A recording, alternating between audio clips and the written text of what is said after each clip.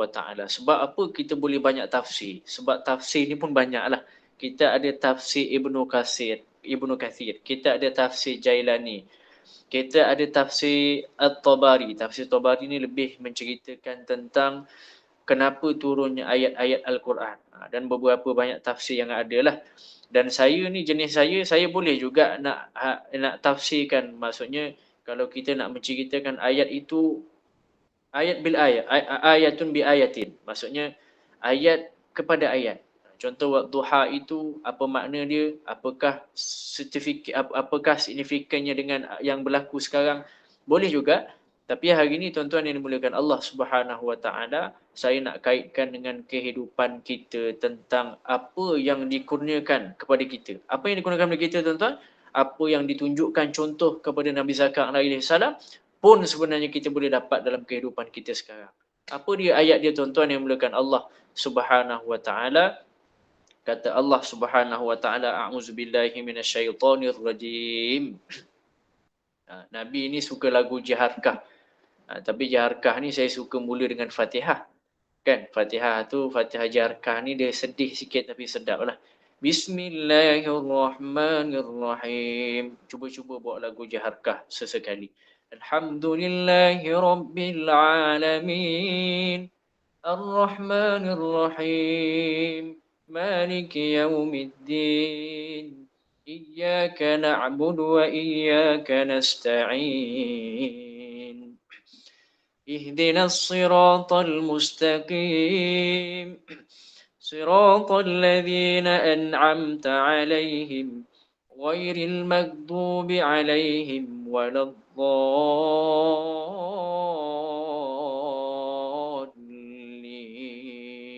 Amin. Ayat 41 surah Maryam insya-Allah. A'udzubillah, saya bacakan dulu ayatnya. A'udzubillahi minasyaitonir rajim. Qala rabbi ij'al li ayah. Qala ayatuka alla tukalliman nasa thalathata ayyamin illa ramza. واذكر ربك كثيرا وسبح بالعشي والإبكار وإذ قالت الملائكة يا مريم إن الله اصطفاك وطهرك واصطفاك على نساء العالمين يا مريم اقنتي لربك واسجدي واركعي مع الراكعين. Tuan yang dimuliakan Allah Subhanahu wa taala. Apa kata Allah Subhanahu wa taala dalam menceritakan ayat yang sangat mulia. Sebenarnya panjanglah kalau kita nak ambil tuan-tuan yang dimuliakan Allah Subhanahu wa taala, sehinggalah Allah sebutkan bukratan wa asyiya, sehinggalah Allah mengajak kita untuk berzikir siang dan malam. Cuma apa kata Allah Subhanahu wa taala dalam mengisahkan cerita ini? Nabi Zakaria kata apa? Wahai Tuhan aku, jadikanlah bagiku satu tanda yang menunjukkan isteriku ini mengandung. Kemudian Allah duk cakap, tanda isteri kamu pregnant, mengandung itu ialah ketika mana engkau tidak dapat berkata-kata dengan orang ramai selama 3 hari 3 malam, melainkan dengan isyarat sahaja. Gitu kata Allah Subhanahu wa taala. Kemudian Allah kata apa? Ingatlah kepada Tuhanmu dengan zikir banyak-banyak dan tasbihlah puji Allah. Kerjakanlah sembahyang pada waktu malam dan juga waktu pagi. Tuan-tuan yang dimuliakan Allah Subhanahu wa taala. Apa yang saya nak bawa ini tuan-tuan? Ini adalah satu adegan, satu episod ketika mana Nabi Zakaria alaihi salam dapat berita gembira, dapat anak-anak lelaki. Nabi Zakaria ni, tuan-tuan yang dimuliakan Allah Subhanahu wa taala, doa dia sejak nikah, sejak daripada nikah, sampailah umur 80 tahun. Kurang lebih kurang 50 tahun berdoa begitu lama sangat tuan-tuan. Dia minta anak saja. Ya Allah berilah anak. Ya Allah berilah anak. Ya Allah berilah anak. Sampailah satu saat iparnya ada anak yang hebat namanya Maryam. Siapa ipar Nabi Zakaria alaihi salam? Sayyidina Imran. Kan surah Imran ni kan? Surah Ali Imran.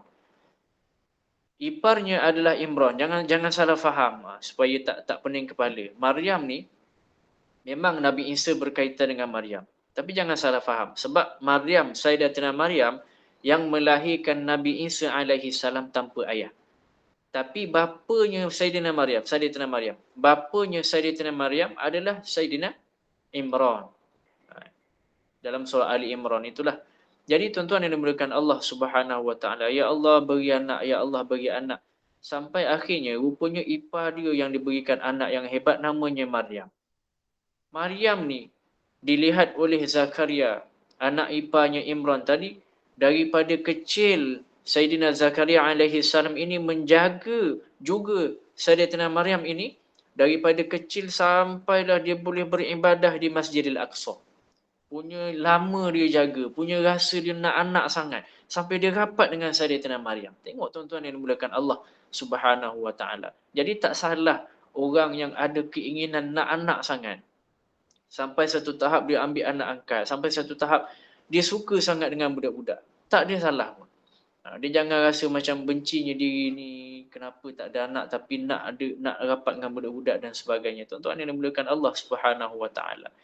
Zakaria masih juga minta anak, ya Allah anak, ya Allah anak, ya Allah anak. Sampailah satu puncaknya tuan-tuan yang dimuliakan Allah Subhanahu wa taala. Nabi Zakaria alaihi salam melihat Maryam, Sayyidatina Maryam itu dapat makanan daripada langit. Satu kemuncak, Nabi Zakaria alaihi salam duk nampak tengok depan mata sendiri Sayyidatina Maryam dapat makanan daripada langit. Sayyidina Zakaria datang ke mihrab Sayyidatina Maryam alaihi salam. Kemudian di situ ada makanan yang bukan dibawa oleh Nabi Zakaria alaihi salam. Akhirnya Nabi Zakaria tanya, "Anna laki hadza ya Maryam?" Kan surah Maryam kan? "Anna laki hadza?" Ya Maryam, mana kau dapat makanan ni? Ini surah Imran, minta maaf, surah Ali Imran ayat 37, ayat sebelum ni. "Anna laki hadza?" Dapat mana makanan ini? Kemudian apa jawapan Maryam, tuan-tuan yang dimuliakan Allah? "Huwa min indillah," kata Maryam. Ni daripada Allah, kata Maryam. Macam mana caranya tuan-tuan yang dimuliakan Allah SWT? Macam mana caranya Sayyidina Zakaria tanya? Nabi Zakaria tanya Maryam, macam mana caranya dapat juga? Macam mana daripada Allah Subhanahu Wa Taala? Maka kata Maryam alaihi salam, Allah punya cara sendiri. Allahu yarzuqu man yasha'u bighairi hisab. Allah itu punya cara sendiri untuk memberi kepada hamba-hambanya. Terserahlah pada Allah. Ikutlah suka Allah gitu, kata Sayyidatina Maryam alaihi salam. Masya Allah. Akhirnya tuan-tuan, kemuncak itu menyebabkan Sayyidina Zakaria, Nabi Zakaria, kagum sangat dengan Sayyidatina Maryam alaihi salam. Akhirnya bila dah kagum itu, terlampau sangat nak anak tuan-tuan. Dia tengok Sayyidatina Maryam ini sangat-sangat solehah. Sehinggalah Sayyidatina Maryam ini kalau dalam zaman kita ini direkodkan dalam Al-Quran itu antara empat perempuan terbaik. Dan dalam rekod itu tuan-tuan yang dimuliakan Allah Subhanahu Wa Taala, beliau merupakan perempuan yang paling hebat antara empat itu. Ini Sayyidatina Maryam. Akhirnya Nabi Zakaria kagum dengan Maryam alaihi salam. Dalam keadaan begitu, teruslah beliau pergi ke mihrabnya Sayyidatina Maryam. Sayyidatina Maryam ini, mihrabnya berada di Mesir. Saya pernah pergi sekali lah. Minta maaf, di Mesir ada, di lagi satu di Masjidil Aqsa. Pernah pergilah sekali, dan Masjidil Aqsa tak sempatlah pergi. Tuan-tuan yang dimuliakan Allah, terus Nabi Zakaria alaihi salam pergi ke mihrabnya Sayyidatina Maryam ketika itu, solat. Dan dalam solatnya itu Nabi Zakaria alaihi salam berdoa, hunalika da'a Zakaria rabbah. Ingat tak ayat 38? Tuan-tuan, apa doa Nabi Zakaria alaihi salam? Hunalika da'a Zakaria rabbah. Qala rabbi habli min ladunka dzurriyyatan thayyibatan innaka sami'ud du'a. Tuan-tuan boleh faham tak perasaan kagum sangat dengan anak.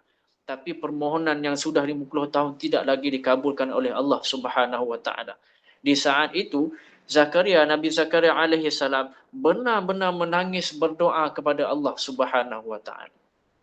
Ya Allah, Rabbi habli min ladunka zurriyatan tayyibatan innaka sami'ud du'a. Ya Allah, berilah saya anak sama persis macam Sayyidatina Maryam. Engkau tak pernah menolak doa, ya Allah. Engkaulah yang mengijabahkan doa dan aku tidak pernah berputus asa memohon kepadamu. Ni tuan-tuan, dah 50 tahun lebih. Tiba-tiba satu saat, tuan-tuan yang dimuliakan Allah Subhanahu wa taala, dalam kisah ini, tiba-tiba Allah berikan satu pemakluman kepada Nabi Zakaria alaihi salam. Ya Zakaria, inna nubashshiruka bi ghulamin ismuhu Yahya. Lam naj'al lahu min qablu samiyya. Kata Allah Subhanahu wa taala. Zakaria, sekarang ni kami akan perkenankan doa kamu. Kamu akan ada anak. Yang nama anak itu, berikan nama anak itu namanya Yahya. Belum pernah kami berikan nama anak yang sebegini dan belum ada pun anak yang sebegini sebelum ni. Maksudnya Nabi Yahya ni sangat special sangat yang Allah beri. Kerana Nabi Yahya, Nabi Zakaria alaihi salam duk mohon 50 tahun, akhirnya Allah beri satu keistimewaan, iaitulah melahirkan Nabi Yahya, memberikan Nabi anak yang namanya Yahya alaihi salam, yang Allah kata, ini Allah sendiri sebut, Allah kata apa? Belum pernah ada anak yang dilahirkan sebegini. Maknanya hebat sangat Nabi Yahya ni, soleh sangat. Dengan mak bapaknya sekian-sekian, sampai ketua pula tu bahagia dan kaya. Soleh sangat Nabi Yahya alaihi salam. Akhirnya tuan-tuan yang dimuliakan Allah Subhanahu wa taala, Zakaria, Nabi Zakaria alaihi salam terkejut sangat. Terkejut tuan-tuan, doa lama sangat tiba-tiba diberikan diberikan pengkabulan oleh Allah Subhanahu wa taala. Walaupun memang beliau itu berdoa 50 tahun, lama sangat, berpuluh tahun. Tapi tuan-tuan yang dimuliakan Allah Subhanahu wa taala, dia tetap juga ada kelemahan akal manusia yang membatasi logik. Ada keadaan begitu. Nabi pun sama je tuan-tuan yang dimuliakan Allah. Akhirnya Nabi Zakaria alaihi salam, kalau kita tafsir itu, mereka duk cerita seolah-olah Nabi Zakaria ni dia macam terfikir, macam mana saya boleh anak, rasa macam tak logik. Macam mana boleh ada anak? Umur dah tua dah suami ni. Suami isteri ketika itu dah 80 tahun. Sehingga akhirnya tuan-tuan yang dimuliakan Allah Subhanahu wa taala, dia jadi berlawanan logik dengan iman.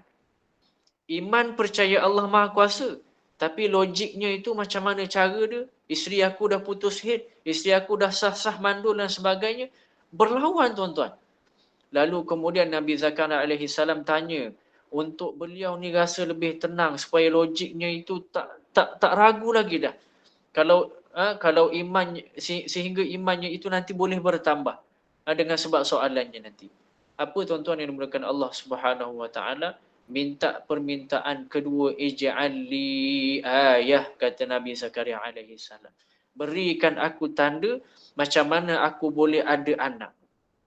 Maka kata Allah Subhanahu wa taala, alla tukalliman nasa thalatha layalin sawiyah.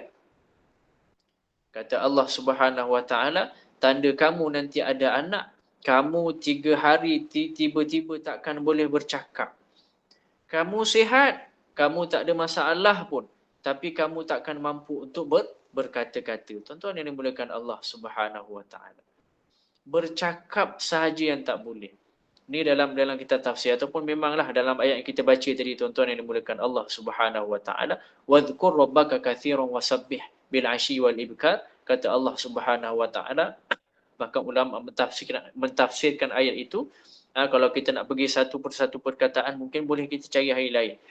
Cuma dalam segi bahasa, tuan-tuan yang dimuliakan Allah Subhanahu wa taala, Allah nak sebut seolah-olah Nabi Zakaria ni ketika itu nak menunjukkan bukti kekuasaan.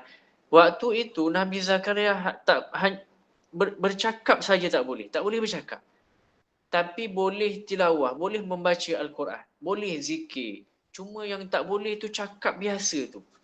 Boleh je sebut subhanallah gitu. Boleh. Boleh lagukan bacaan Alhamdulillahi Rabbil Alamin. Boleh je. Tuan-tuan yang dimuliakan Allah Subhanahu Wa Taala. Tapi dulu tak ada Al-Quran kan? Minta maaf. Dulu tak ada Al-Quran. Boleh lagukan bacaan, tapi maksudnya Nabi Zakaria alaihi salam boleh baca Taurat ketika itu. Baca dengan kuat pun boleh. Zikir boleh. Kalau ada azan ketika itu, tuan-tuan yang dimuliakan Allah Subhanahu Wa Taala, ulama nak tunjukkan betapa Nabi Zakaria ini boleh bercakap sebenarnya. Dia boleh azan untuk panggilan solat kalau ada azan waktu itu. Cuma asasnya, tuan-tuan yang dimuliakan Allah Subhanahu Wa Taala, semuanya boleh dituturkan oleh Nabi Zakaria alaihi salam kecualilah percakapan biasa. Kalau saya pandang satu sisi, tuan-tuan, ini adalah satu keistimewaan atau tanda kesakitan yang diberikan Allah Subhanahu Wa Taala sebagai tanda cinta. Boleh faham tak bahasa itu? Kenapa, tuan-tuan? Kita kena pandang satu sisi lain. Kalau kita pandang satu sisi yang biasa, kita nampak cuma okey, maknanya Allah nak bagi dia anak dan perlu ada tanda, perlu ada kesakitan, perlu ada ujian sikit. Macam Sayyidatina Maryam perlu ada ujian. Akhirnya orang hormat dia. Macam Nabi Muhammad sallallahu alaihi wasallam ada ujian sekian-sekian barulah ada kesenangan. Inna ma'al usri yusra, sebegitulah. Macam-macam lagi. Cuma, tuan-tuan, kalau kita pandang satu sisi yang lain, ini adalah satu keistimewaan kepada Nabi Zakaria alaihi salam, ataupun diberikan kesakitan, diberikan ujian yang diberi Allah sebagai tanda cintanya. Allah balas cinta. Sebab apa, tuan-tuan? Sebab Allah nak sangat Nabi Zakaria ini alaihi salam zikir sahaja selama 3 hari berturut-turut. Tuan-tuan, jangan cakap dengan manusia walaupun ucapannya baik kecuali zikir. Ini Nabi Zakaria AS akhir sekali, ketika mana doa itu dimakbulkan oleh Allah Subhanahu Wa Taala. Jadi kalau nak cakap, nak cakap dengan manusia itu, tuan-tuan, yang keluar tu hanyalah adalah perkataan yang keluar daripada Nabi Zakaria itu. Kalau nak bercakap dengan kaumnya, apa dia, tuan-tuan? Hanya yang keluar adalah masya-Allah, subhanallah, alhamdulillah, bismillah. Yang lain cuma dia boleh menggunakan dengan bahasa isyarat. Itu sahaja yang mampu dituturkan oleh Zakaria alaihi salam. Nak gimana?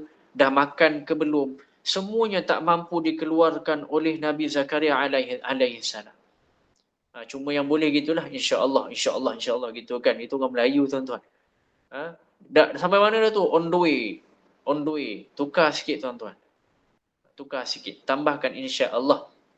Seperti mana Nabi Zakaria alaihi salam. On the way, insya-Allah. Saya dalam perjalanan dengan izin Allah Subhanahu Wa Taala. Tambah, tuan-tuan. Tuan-tuan yang dimuliakan Allah Subhanahu Wa Taala. Kenapa ditakdirkan Nabi Zakaria itu boleh zikir saja, tak boleh buat benda lain? Zikir tilawah, zikir baca Taurat, perkara-perkara yang berkaitan dengan ketuhanan saja, tuan-tuan yang dimuliakan Allah Subhanahu Wa Taala. Apa maksud dia, tuan-tuan? Kata ulama, maksudnya adalah kerana rindunya yang dibalas oleh Allah Subhanahu Wa Taala. Ini kemuncak kerinduan Allah Subhanahu Wa Taala. Allah yang rindu dia. Allah yang merindui Nabi Zakaria alaihi salam. Aku nak bagi satu perkara yang istimewa, seolah-olah Allah nak sebut begitu. Aku nak bagi satu benda yang istimewa untuk dunia kamu dan akhirat kamu. Tapi please, tapi tolong jangan lupakan aku, kata Allah Subhanahu Wa Taala. Seolah-olah begitu. Apa makna dia, tuan-tuan? Rindu. Bahasa rindunya Allah Subhanahu Wa Taala.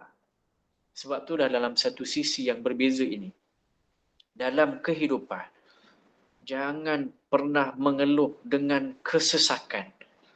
Jangan pernah mengeluh dengan kekecewaan. Jangan pernah malas nak taubat dengan dosa kalian. Kalau dalam kehidupan kita, setiap kali kesalahan kecil yang kita buat dibalas dengan kesusahan hidup. Itu norma kehidupan. Tuan-tuan, fahamilah, kalau kesalahan kecil yang kita buat itu akhirnya dibalas dengan kesusahan, dengan kekecewaan dalam hidup kita, fahamilah, itu adalah bahasa rindunya Allah Subhanahu Wa Taala kepada kita. Tuan-tuan kalau rasa buat salah sikit, tiba-tiba tayar pancit. Buat salah sikit, tiba-tiba ada je kesusahan yang menimpa tuan-tuan. Fahamilah, itu bahasa rindunya Allah Subhanahu wa ta'ala. Allah cuba tarik kita kembali supaya nanti akhirnya boleh bertemu di syurga Allah Subhanahu wa ta'ala. Berbanding dengan orang yang buat salah, tapi nampak mudah dan ceria sahaja kehidupan dia, maka bersyukurlah seperti mana Nabi Zakaria alaihi salam, tuan-tuan yang dimulakan Allah Subhanahu wa taala. Akhirnya Nabi Zakaria alaihi salam, dia tuntun musibah itu. Dia bawa keadaan musibah itu dengan imannya. Kalahkan logika dia, kalahkan logik dia. Dia fikir tak boleh mengandung, tuan-tuan yang dimulakan Allah Subhanahu wa taala. Akhirnya dia tanya kekasih dia, rupanya sesuatu yang Allah nak beri. Akhirnya dia faham yang 3 hari 3 malam itu adalah masa untuk dihabiskan dulu dengan Allah Subhanahu wa taala. Jangan tuan-tuan, kenapa hidup aku susah? Dah memang masanya susah, tuan-tuan. Tak. Nabi Zakaria alaihi salam, dia tuntun dengan iman. Kenapa doa tak makbul? Tak ada, tuan-tuan. Dia tuntun dengan iman sehingga walaupun dah dimakbulkan doanya, tetap juga dia seolah-olah tidak mempercayainya. Seolah-olah dia rasa macam tak apalah. Biar doa tu tak makbul tak apa. Biar dia rasa tak percaya tak apa. Biar rasa rindu ni sentiasa nak bercakap dengan Allah. Sampai tahap begitu, tuan-tuan yang mulakan Allah. Hadha khata'. Salah bila kita mengeluh. Tuan-tuan yang dimulakan Allah Subhanahu wa ta'ala. Akhirnya tuan-tuan, apa yang Nabi Zakaria buat? Hadha khata'i. Ini adalah kesalahan-kesalahan aku. Astaghfirullah. Zikir sahaja yang keluar daripada mulutnya Sayyidina Zakaria alaihi salam. Tuan-tuan yang dimulakan Allah Subhanahu wa ta'ala. Yang mana tuan-tuan yang dimulakan Allah Subhanahu wa ta'ala, jika kalaulah kehidupan kita ni tiba-tiba kenapa hidup susah, kan? Kenapa tiba-tiba datang macam ni, waktunya macam ni? Tuan-tuan yang dimulakan Allah Subhanahu wa ta'ala, tiru gaya Zakaria alaihi salam.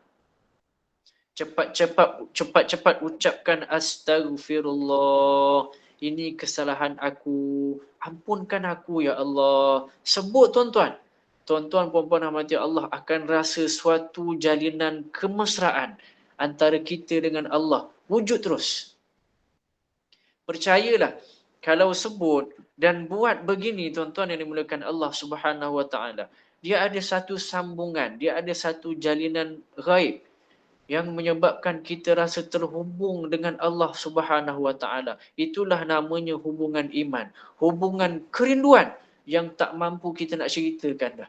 Kita bila ada masalah, kita duk monolog tuan-tuan, kita cakap seorang-seorang. Lain tuan-tuan.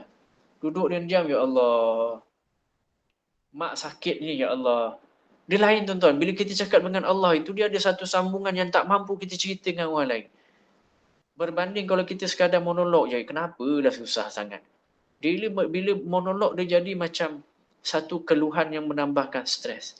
Itu tuan-tuan perbezaan bila kita bawa kepada Allah Subhanahu wa ta'ala. Kalau kita tak bawa keluhan kita itu terjalin dengan Allah Subhanahu wa ta'ala, percayalah tuan-tuan, kalau mak sakit pun kita akan anggap susah. Kalau kita tak buat jalinan dengan Allah, mak sakit pun kita akan anggap susah sangat tuan-tuan. Takut duit habis. Bila nak jaga mak, kereta pula rosak. Road tag pula tiba-tiba mati. Akhirnya tuan-tuan yang dimulakan Allah Subhanahu wa ta'ala, jangan fikir logik seperti mana Nabi Zakaria alaihi salam. Fikir dengan iman. Sebab logik kita ini hanya berdasarkan pengalaman yang kita dah lalui sebelum ni. Tapi logiknya Allah, dia tahu nak beri yang terbaik untuk dunia akhirat kita nanti. Dia jangan, kalau saya cerita pasal mak ni saya sakit. Walaupun yang pergi baru ni adalah mak mertua saya. Tapi tuan-tuan yang dimulakan Allah Subhanahu wa ta'ala, saya rasa berbaloi sangat. Dapat anaknya, isteri saya dapat betul-betul mengajarkan ucapan syahadah kepada ibunya ibu mentua saya perginya hari Jumaat. Saya rasa berbaloi sangat tuan-tuan yang mulakan Allah Subhanahu Wa Taala. Ulang adik dalam sebulan pergi ke Perak 4 kali. Saya tak tahu nak gambarkan perasaan itu. Sebab apa tuan-tuan yang dimulakan Allah Subhanahu Wa Taala. Satu, dipanggil apa? Bukan logika tuan-tuan. Kita tak bawa logik. Duit habis apa semua. Kita rosak, otak mati. Tak ada, jangan fikir logik. Kita bawa satu keimanan. Bila bawa satu imanan, bila kita cuba serahkan semuanya, curhat hati, kita luahkan semua kepada Allah Subhanahu Wa Taala. Logik Allah itu, Allah tahu mana yang terbaik untuk kita. Yang jadi penghubung cuma iman. Tiada iman akan diseret dengan, kalau tak ada iman tuan-tuan yang dimulakan Allah. Tak ada iman, kita akan diseret dengan ganas ke dalam api yang sifatnya itu nanti, api itu sifatnya likat dan pekat. Api boleh likat tuan-tuan. Kita boleh rasa api itu pekat. Kalau tak ada iman. Jika sambut dengan iman, tak ada lagi yang namanya sengsara ataupun musibah. Sakit, kesuntukan masa, penat, kenyang, lapar. Semuanya nanti tuan-tuan yang dimulakan Allah, tak ada lagi dalam kamus penghuni syurga. Tuan-tuan yang dimulakan Allah Subhanahu Wa Taala, sebab itulah rindu. Punyalah rindunya Allah Subhanahu Wa Taala pada Nabi Zakaria alaihi salam. Hingga dibuat 3 hari dibisukan Nabi Zakaria alaihi salam. Dari menyebutkan selain daripada nama Allah. Sebelum menunjukkan keajaiban Allah hanya dengan sebab zikir-zikir tersebut. Apa maknanya tuan-tuan? Kalaulah kita nak keajaiban dalam diam. Ini satu sisi yang satu lagi. Kalau kita nak keajaiban dalam diam, maka isilah diam kita dengan zikrullah. Ini makna besar ayat ini tuan-tuan. Ini makna paling utama dalam perbincangan kita hari ini. Salah satu cara Allah didik Zakaria, Nabi Zakaria alaihissalam, untuk menjemput keajaiban itu adalah Allah suruh Zakaria diam dan isikan diamnya dengan zikratallaha bukratan wa asyiyya. Ingat Allah pada waktu pagi dan petang. Maksudnya diisi dengan zikir. Tuan-tuan, dan ketika itu, kalau kita duduk belik-belik kitab tafsir, muktabar, Zakaria tuan-tuan yang dimuliakan Allah. Zakaria alaihi salam, ketika itu kata ulama-ulama muktabar tafsir itu, Nabi Zakaria alaihi salam ketika itu tidak cacat lisannya. Betul-betul boleh bercakap seperti biasa. Cuma tak boleh bicara dengan manusia tapi boleh berzikir sahaja. Dan ini terjadi selama 3 malam. Dan akhirnya setelah 3 malam tuan-tuan yang dimuliakan Allah Subhanahu Wa Taala, Nabi Zakaria dapat berita gembira yang isteri beliau hamil dah. Satu sisi yang tak boleh kita buang. Kalau ini dah terjadi pada Nabi Zakaria alaihi salam, keajaiban dengan cara ini, maka tuan-tuan yang dimuliakan Allah, ini juga akan terjadi pada diri kita. Inilah alasan terkuat kenapa ayat ini dirakamkan dalam Al-Quran. Supaya dijadikan pelajaran. Hudal lil muttaqin. Petunjuk bagi orang-orang yang bertakwa. Siapa yang takwa tuan-tuan? Orang yang inginkan solusi. Orang yang nak perbaiki diri dia. Muttaqin. Orang yang nak mayyattaqillaha yaj'al lahu makhraja. Dapatkan jalan keluar. Yarzuqhu min haitsu la yahtasib. Diberikan rezeki yang tak putus dalam keadaan tak disangka. Ini muttaqin tuan-tuan yang dimuliakan Allah Subhanahu Wa Taala. Siapa orang muttaqin? Orang yang orang yang menjadikan Quran itu sebagai panduan dia. Siapa lagi muttaqin tuan-tuan yang berhormat Allah Subhanahu Wa Taala? May yattaqillaha yaj'al lahu min amrihi yusra, kata Allah Subhanahu Wa Taala. Siapa yang may yattaqillaha yaj'al lahu, siapa yang bertakwa kepada Allah, Allah jadikan dia, Allah berikan dia kemudahan. May yattaqillaha yaj'al lahu yukaffir anhu sayyi'atih. Siapa yang bertakwa, maka Allah akan ampunkan semua dosa dia. Wa yu'zimhu ajra, kata Allah Subhanahu Wa Taala. Bukan sahaja dapat pengampunan dosa, may yattaqillah. Siapa orang bertakwa itu diberi pula satu reward, Reward apa tuan-tuan? Yang diberikan yu'zim ajra, sangat lipat-lipat kali ganda kebaikan dan kebajikan pahala yang diberikan. Maka siapa yang nak dapat keajaiban Nabi Zakaria alaihi salam, keajaiban orang-orang bertakwa tadi tuan-tuan, maka jadikan Al-Quran itu sebagai petunjuk, signboard kehidupan kita. Hudal lil muttaqin.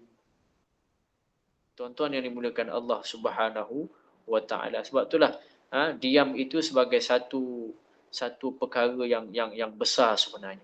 Cuma macam mana nak jadikan Al-Quran sebagai petunjuk, tuan-tuan yang dimuliakan Allah Subhanahu wa taala, ada pada ayat yang sama, la raiba fi, jangan ragukan ayat Al-Quran, termasuk kisah yang ada di dalamnya. Sehingga kalau benar percaya kisah Yahya itu, Nabi Yahya alaihi salam, dapat didapatkan dengan cara diam dan zikir, maka kita cuba serap masalah dalam kehidupan kita ini tuan-tuan yang dimuliakan Allah Subhanahu wa taala dengan diam. InsyaAllah keajaiban dan kejutan akan jadi milik kita seperti mana Nabi Zakaria alaihi salam. Sehinggalah untuk orang yang selama ini sering disakiti, selalu sangat diejek, introvert, apa lagi, hilang keyakinan diri, buat baik orang mengata, buat jahat lagilah kena macam-macam. Jangan terlalu menyalahkan takdir. Jangan terlalu tuding pada orang lain. Jangan tuduh orang lain. Kambing hitamkan orang lain. Mak ayah lah ni yang duk sekolahkan aku sekolah tahfiz dulu. Dah aku jadi orang yang tak yakin diri dan sebagainya tuan-tuan. Yang dimuliakan Allah Subhanahu wa taala. Jangan pernah sebegitu. Kalau tengok medsos tuan-tuan, media sosial, Ustaz kan ada orang tanya saya, kat medsos ni Ustaz ada orang duk ngata Ustaz ni. Kadang tuan-tuan, saya ada masa saya pilih diam. Diam dengan keadaan itu. Bukan sebab malas nak membalas. Tapi sifat tergesa-gesa ni kadang-kadang dia tengah kita panggil apa, pertandingan ataupun olahraga emosi, gitu kan.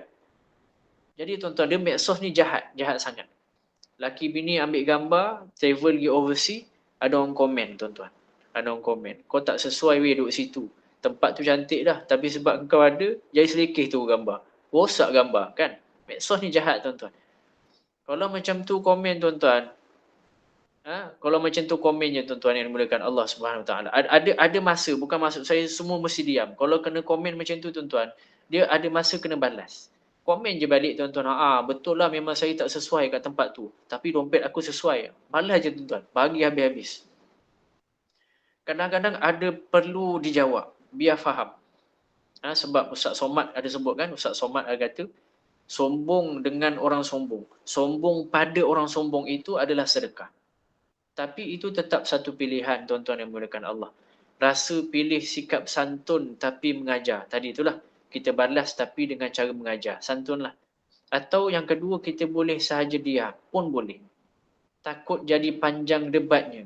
Sebab tuan-tuan, sebab saya kadang-kadang tak mampu nak bela diri lama-lama dengan orang ramai baca, sedangkan tajuk kita reply komen tu tuan-tuan, dia macam tak penting untuk dibalas.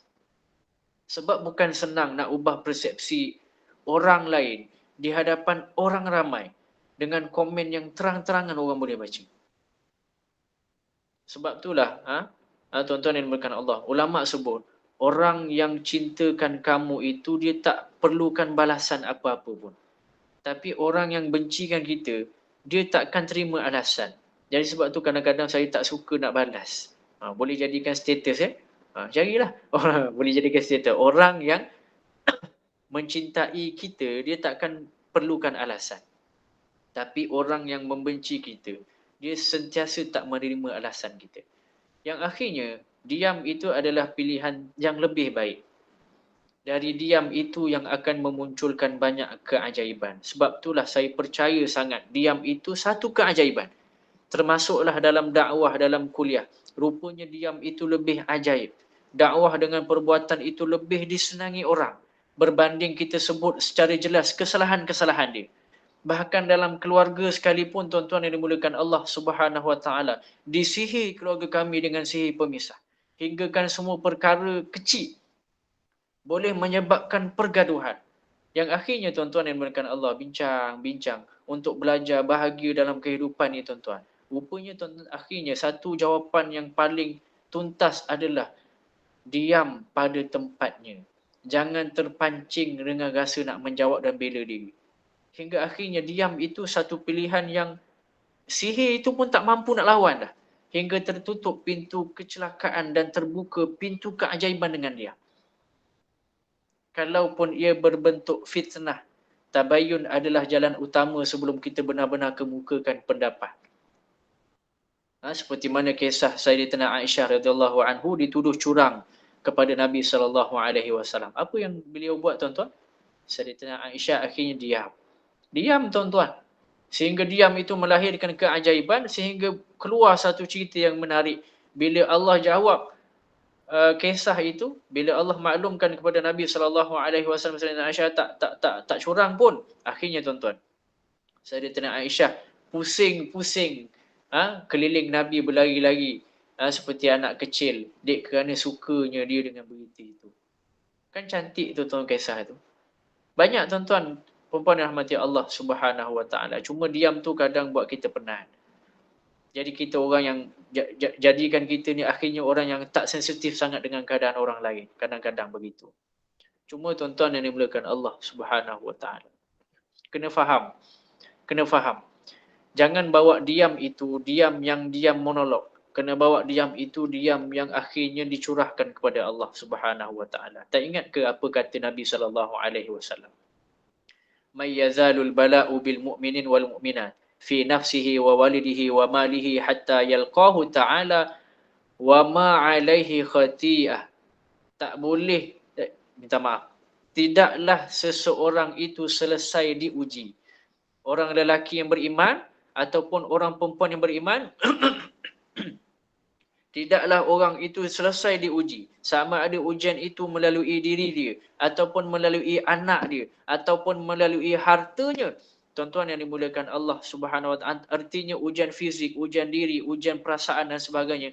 Sampailah dia bertemu dengan Allah, dan kata Nabi sallallahu alaihi wasallam, ujian itu akan menyebabkan dia datang kepada Allah tanpa ada dosa.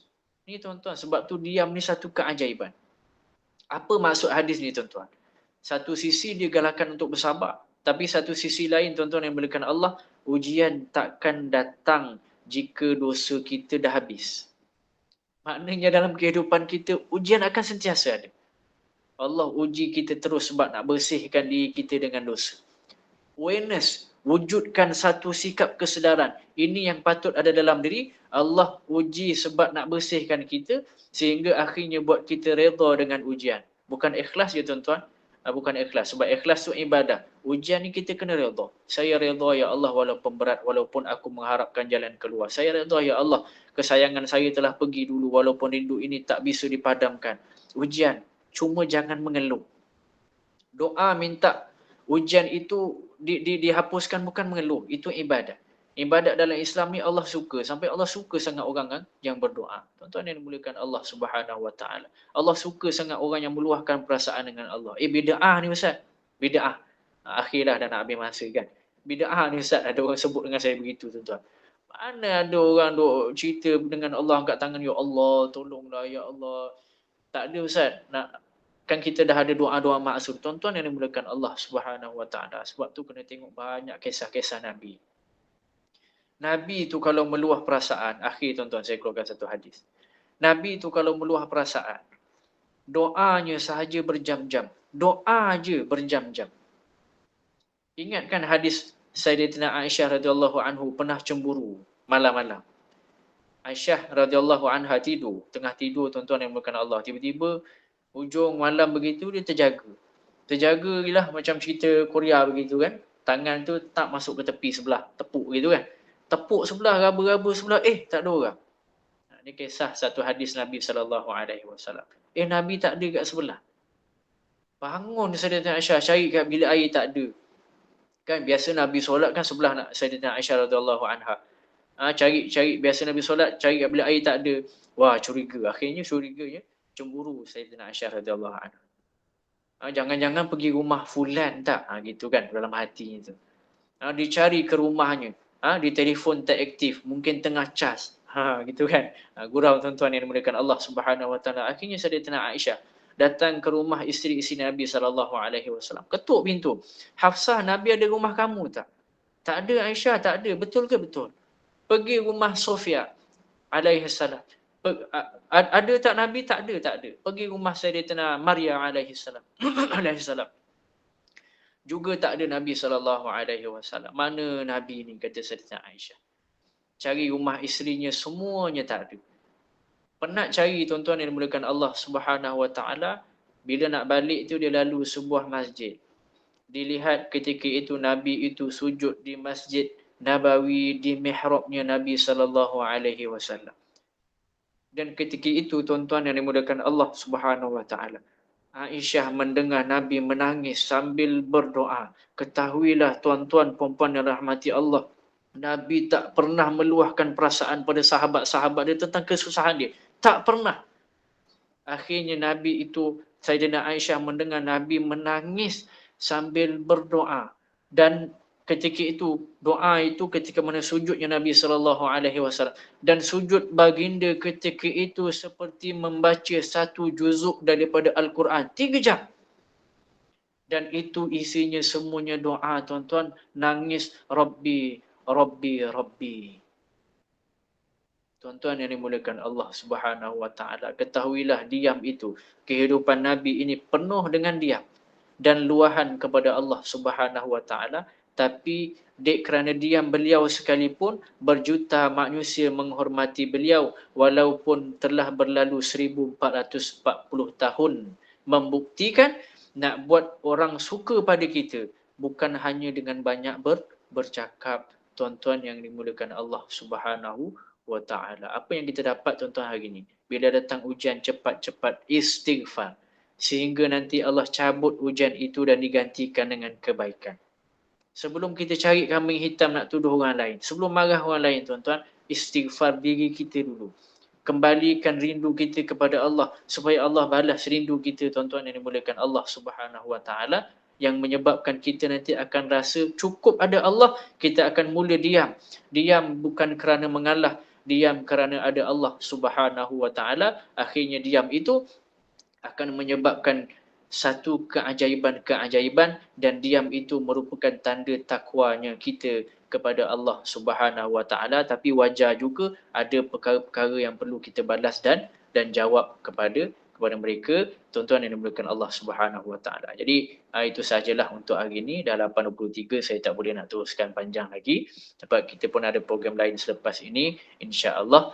Tuan-tuan yang dimulakan Allah Subhanahu Wa Taala. Jadi itu saja hari ini. Terima kasih banyak-banyak. Moga memberi manfaat dengan diam, tapi bukan diam selalulah. Diam ada tempatnya, dan diam itu mestilah bukan keluhan, bukan monolog dalam hati, mestilah keluhan itu ataupun beratnya ujian itu diluahkan semula kepada Allah Subhanahu Wa Taala. Terima kasih semua. Saya serahkan semula kepada pengerusi, insya-Allah. Saya rasa habis masa dah 8.25 begitu. Terima kasih. Ustaz, tepat.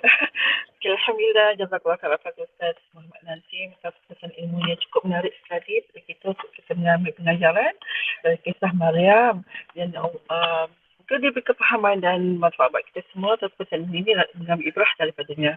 Dan Ustaz, saya serahkan kali Ustaz untuk menutup mengingatkan sampai kafarah dan surah Al-An'am. Baik, terima kasih banyak. Jadi minta maaf tak ada soalan, jadi saya minta tangguh majlis kita hari ini dengan kafaratul majlis. Diampunkan dosa kita dengan sebab majlis ini, dan juga suratul Asri, insya-Allah. Subhanallah wa bihamdihi, subhanakallahumma wa bihamdika asyhadu an la ilaha illa anta astaghfiruka wa atubu ilaik. Bismillahirrahmanirrahim. Wal 'asri innal insana lafi khusri illa alladhina amanu wa 'amilus solihat wa tawasaw bil haqqi wa tawasaw bis sabri.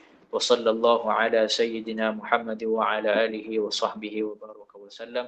Walhamdulillahi rabbil alamin. Alhamdulillah. Ya, terima kasih semua, baik-baik, banyak-banyak. Terima kasih juga mendengar, dan kalau tidak disebabkan tuan-tuan hadir hari ini, maka tidak keluar kalimah-kalimah ini, tidak keluar luahan-luahan ini.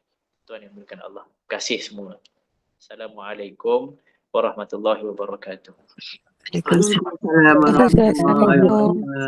Terima kasih Ustaz. Assalamualaikum. Assalamualaikum.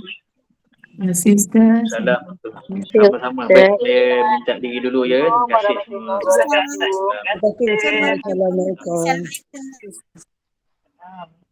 Okey, teruskan lagi. Pukul 8.30 bersama dengan Ustaz Dr. Ahmad Jalani. Sebentar saja lagi.